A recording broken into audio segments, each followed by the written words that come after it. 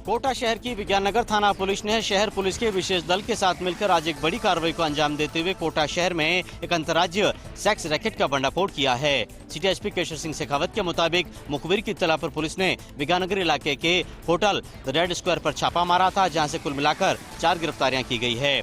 Police की पकड़ में आए रैकेट में से 2 युवतियां और 2 युवक हैं। युवक झारखंड के निवासी बताए जा रहे हैं, जबकि युवतियां पश्चिम बंगाल की रहने वाली है।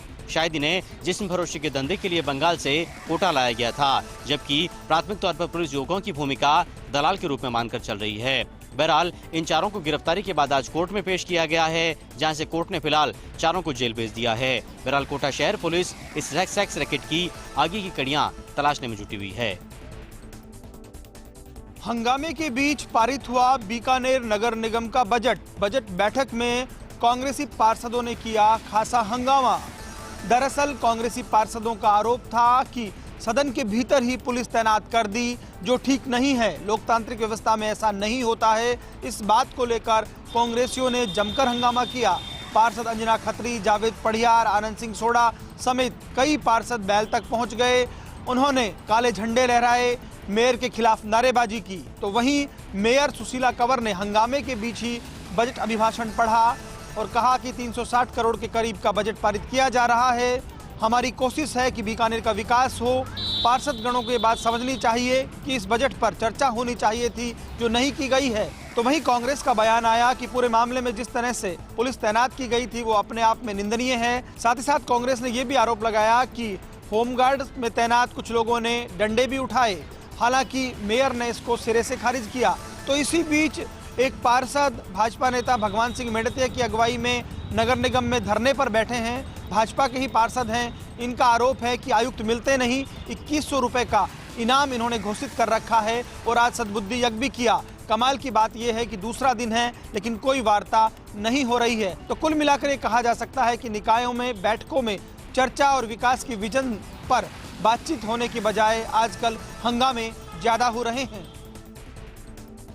न्यायालयों में रिक्त होते पदों की जो कतार है वो बढ़ रही है, उसके साथ साथ में जो मामले हैं न्यायाधीशों के सामने वो भी लगातार बढ़ते जा रहे हैं। ऐसे मामलों में लोगों को परेशानी को देखते हुए राजस्थान के मुख्यमंत्री अशोक गहलोत ने नवाचार शुरू किया है और उनको राहत देने के लिए राष्ट्रीय लोक अदालत के माध्यम से ऐसे मामलों का निस्तारण करने का भी एक नया प्रयास किया जा रहा है। इसके लिए आज राजस्व मंत्री रामलाल जाट ने भीलवाड़ा जिला कलेक्ट्रेट में आयोजित कार्यशाला को संबोधित किया। इस कार्यशाला में मुख्यमंत्री के दिए गए संदेश के साथ में राजस्व मंत्री रामलाल जाट ने साफ किया कि आने वाले दिनों में जो राष्ट्रीय लोक अदालत आयोजित होगी 12 मार्च को, उसमें ऐसे मामले भी शामिल किए जाएंगे जिसमें फौजदारी मामले होंगे और जिसमें चेक अनादरण के साथ साथ ऐसे मामलों का निस्तारण किया जाएगा। लोगों को समझाइश और राजीनामे के माध्यम से लोगों को राहत दी जाएगी। भीलवाड़ा जिला कलेक्ट्रेट सभागार में आयोजित कार्यशाला के बाद में राजस्व मंत्री रामलाल जाट ने जो एक विशेष तौर से रथ तैयार किया गया, जो गांव-गांव घूम के लोगों को जागरूक करेगा और राष्ट्रीय लोक अदालत में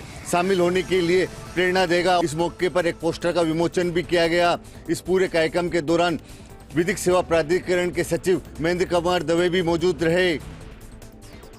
चोरी के आरोप में न्यायिक अभिरक्षा में चल रहा एक कैदी नवीन अस्पताल के कोविड वार्ड से खिड़की तोड़कर फरार हो गया। फरार हुआ कैदी सवाईमाधोपुर जिले में बाटौदा क्षेत्र निवासी राजेश उर्फ गोटिया है, जिसे सपोटरा थाना पुलिस ने चोरी के आरोप में गिरफ्तार किया था।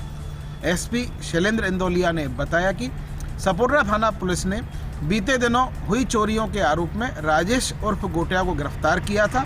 इसके बाद उसे अदालत में पेश किया गया, जहां से न्यायिक अभिरक्षा में भेज दिया।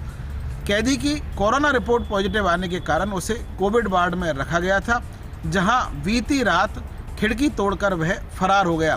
फरार होने की जानकारी मिलने पर पुलिस मौके पर पहुंची। कोतवाली सीआई रामेश्वर दयाल ने घटना की जानकारी ली और चारों ओर नाकाबंदी भी कराई गई, लेकिन सुबह तक फरार हुए कैदी का सुराग नहीं लग सका। एसपी शैलेंद्र इंदौलिया ने बताया कि घटनाक्रम की पूरी जानकारी ली गई है। वार्ड के बाहर तैनात सुरक्षा गार्ड के 5 पुलिसकर्मी निलंबित किए गए हैं। फरार कैदी की तलाश के लिए अलग अलग टीमें गठित कर कार्रवाई की जा रही है। राजस्थान राज्य मानवाधिकार आयोग अध्यक्ष जस्टिस गोपाल कृष्ण व्यास ने आज जोधपुर जिले के पिपाड़ पुलिस थाने का निरीक्षण करने के साथ ही मेड़ता शहर का सामुदायिक अस्पताल का भी निरीक्षण किया। जहां उनको कमी दिखाई दी, उन अधिकारियों को निर्देशित भी किया और कहा भी है कि जिन मामलों में प्रसंज्ञान की आवश्यकता है उसे प्रसंज्ञान लिया जाएगा। जिस दिन से जस्टिस गोपाल कृष्ण व्यास को ये दायित्व मिला, तब से लगातार वो राजस्थान के अलग अलग कोनों में, चाहे गांव हो, शहर हो, ढाणी हो, पुलिस थाने हो, अस्पताल हो, वहां जाकर के खुद जांच भी कर रहे हैं और अपनी रिपोर्ट भी लिख रहे हैं, साथ में आवश्यक निर्देश भी दे रहे हैं। वहीं जोधपुर में संभागीय आयुक्त डॉक्टर राजेश शर्मा ने सदापुरा गर्ल्स स्कूल में स्कूली छात्राओं को साइबर क्राइम से बचने के लिए अवेयरनेस कार्यक्रम में मुख्य अतिथि के रूप में शिरकत की और छात्राओं को संबोधित करते हुए किस तरीके से साइबर अपराधों से बचा जा सकता है उसके बारे में जानकारी दी।